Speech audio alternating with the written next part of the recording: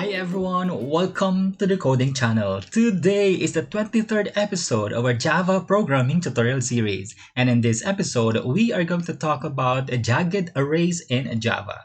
This and more when we come back.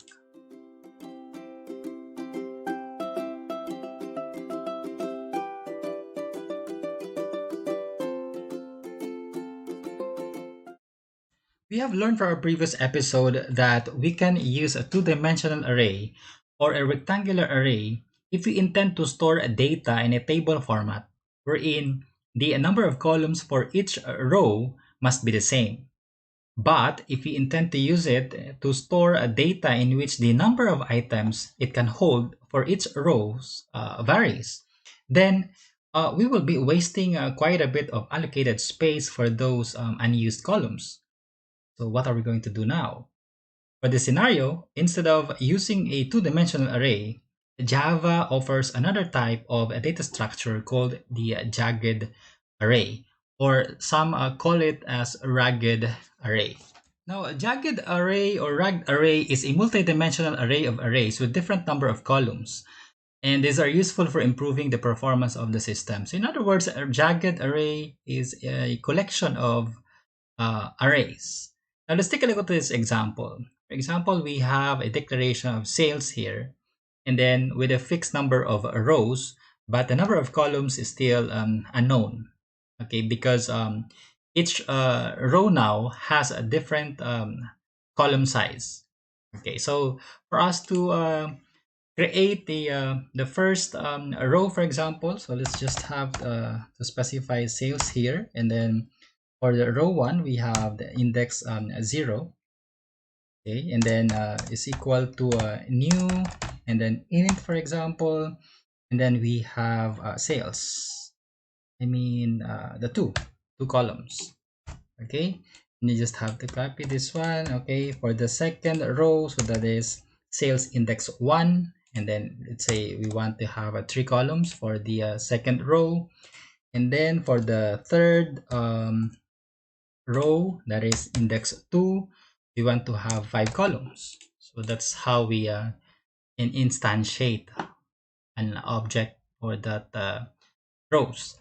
And then if you want to initialize, we will be just using here nested for loop. So for example, if for int rows is equal to 0, and then rows less than the name of the arrays, the sales dot length, and then rows plus plus, and then after that let's work on the columns now.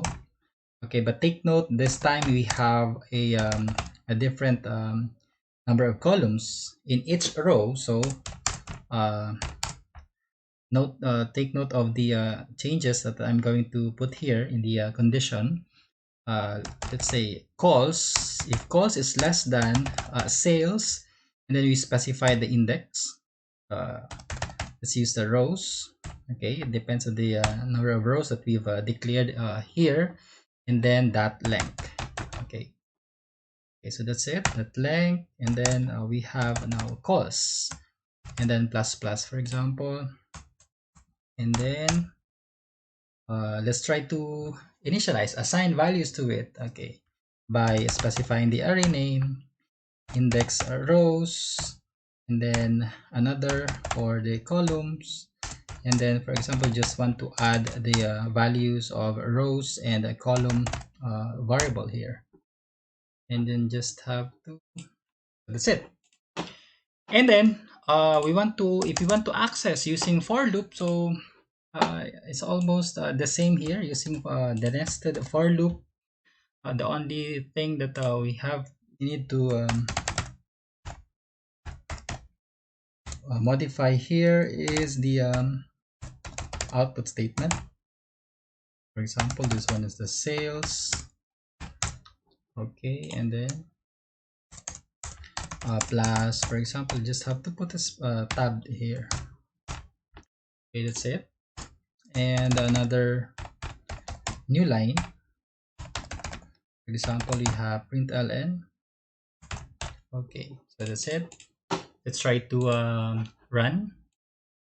Okay, there we go. We have 0, 1 for the first row, and then second row, and then third row.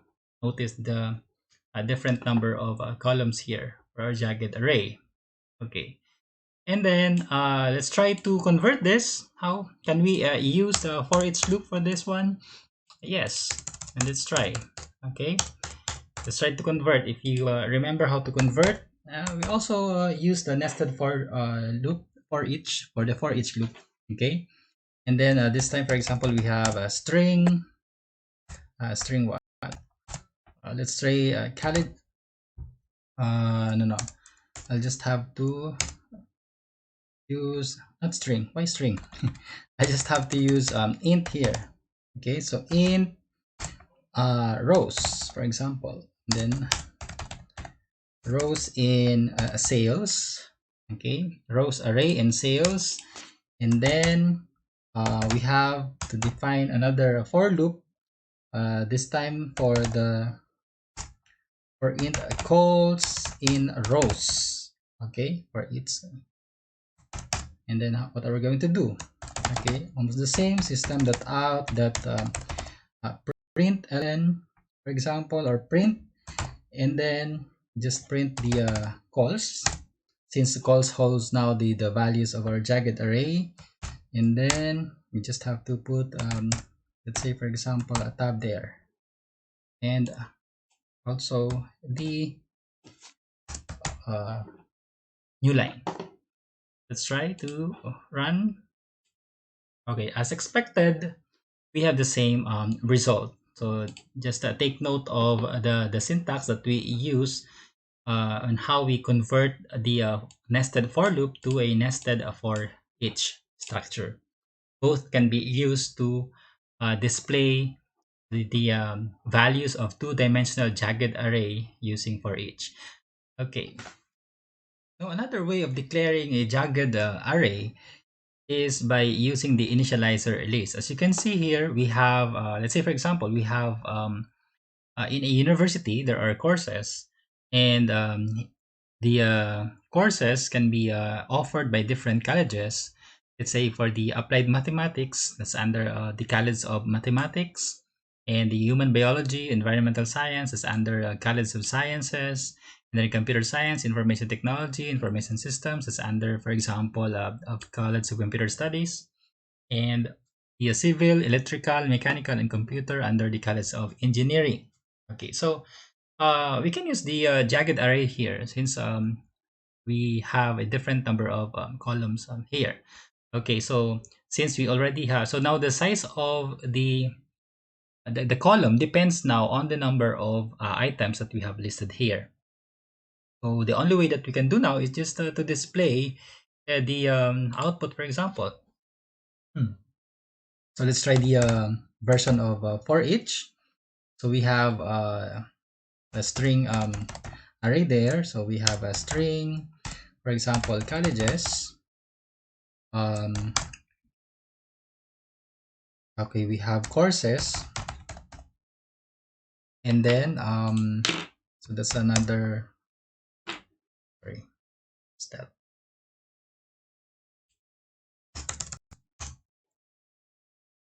Using okay, and then we have another for loop here for string programs, for example, programs in colleges. Okay, so that's simple it is. So what are we going to do? We just have to print system.out print programs plus again tab. Okay, system.out, then just have to use another system.out print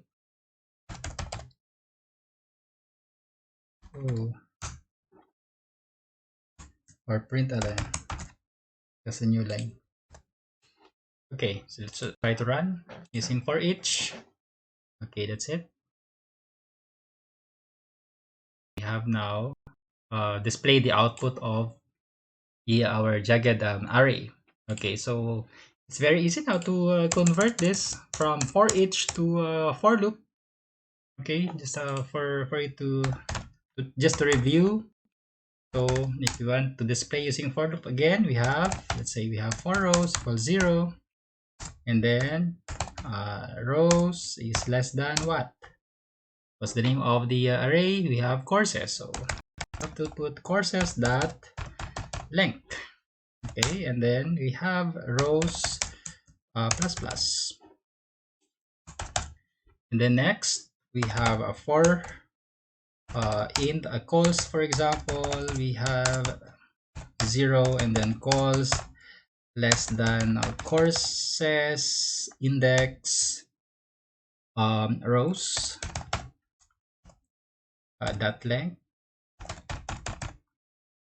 and then calls plus plus. Okay, and then you just have to display that this time we just need to specify the courses array, index rows, and calls. Okay, then tab, and then the new line after. Try to run. Okay, we have an error, 28 courses rows calls. Okay, just have the, that's it. Okay, run. Okay, there we go. As expected, we have the same output. Okay, I just want you to review the code if you want to use the for loop to display the values of 2D jagged array, and also using for each. So we can use both of this to display the jagged array. So that's all. That's all the source code for this episode. And that's all for today. And if you like this video, please give us a thumbs up and consider subscribing. And as always, show your love through comments and favorites. God bless and thank you for watching.